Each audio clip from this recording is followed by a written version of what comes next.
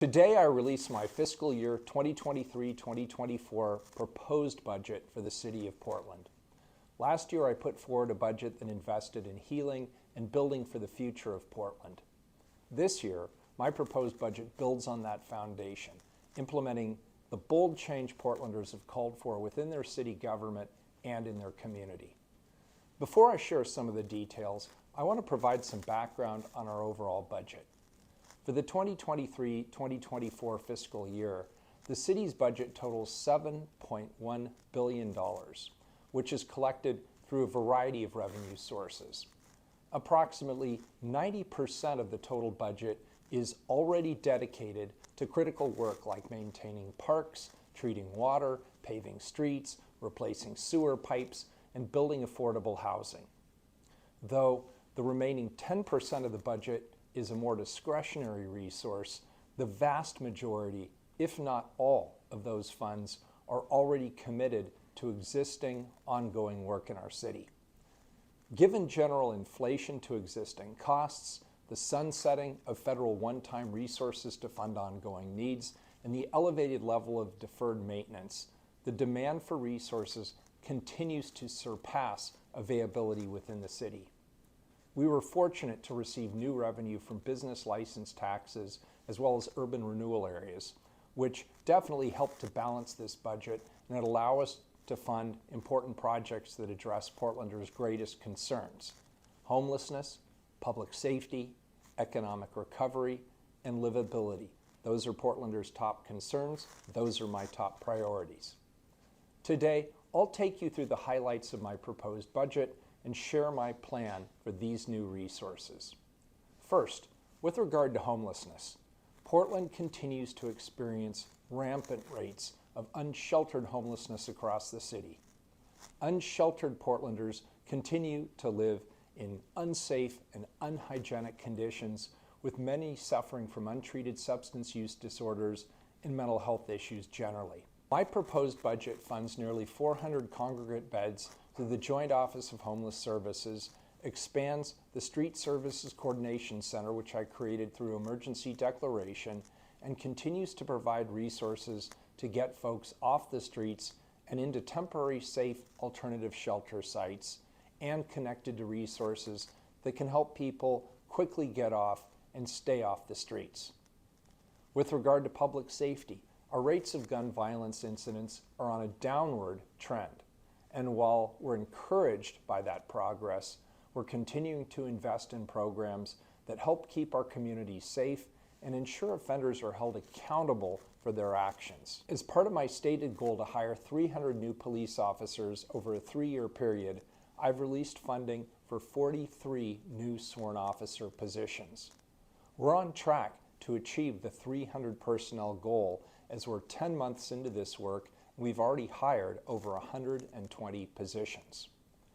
I'm also including funding to partner with Multnomah County to establish 2 task forces that will focus on retail and vehicle theft investigation and prosecution. The East Portland Police Precinct launched a stolen vehicle recovery pilot that's delivered impressive results so far, so we'll continue to invest in and expand those efforts as well. Portland Street Response is fully funded within this budget to maintain its current service level.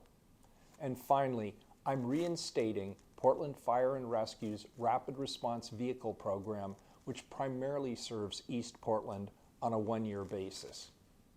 In partnership with Commissioner Gonzalez, I'll bring an amendment in coming weeks directing the Fire Bureau to review strategies to address its overtime challenges. Economic recovery and livability is also very important to our city. Economic recovery is, in large part, dependent upon improved livability across the city. I created the Impact Reduction Program as well as the Public Environment Management Office, otherwise known as PEMO, to ramp up trash collection and graffiti abatement efforts all across the city of Portland.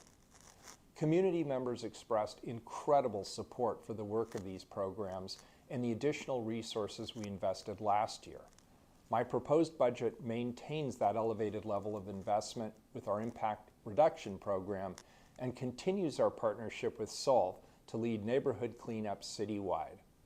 I've dedicated new funding to increase the capacity for derelict RV enforcement and towing. You may have seen some decorative lights around town, whether it be downtown near Pioneer Square or outside of City Hall or along streets in Montevilla.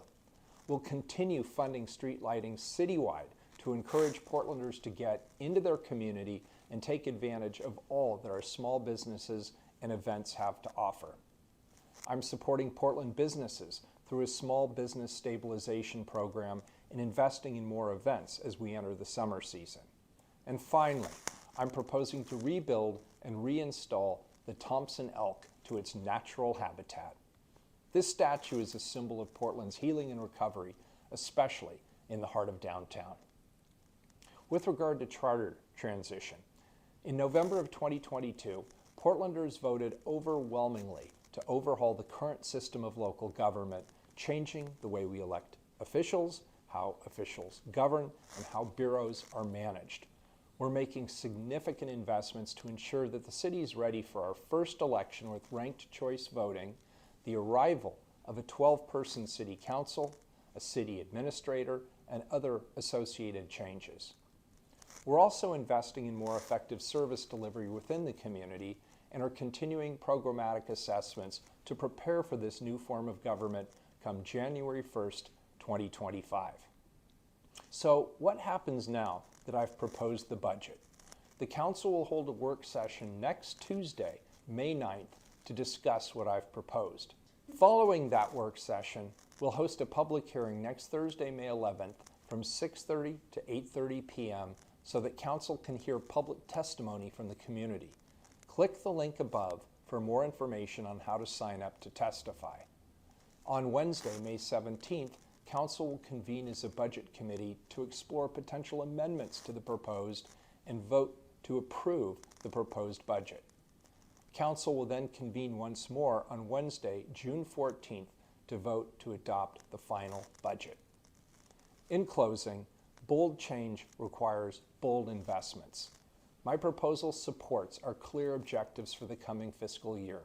We must remain responsive in addressing our community's most pressing challenges, uphold our responsibilities in implementing charter reform, and continue to provide and improve upon our service delivery to Portlanders. Thank you.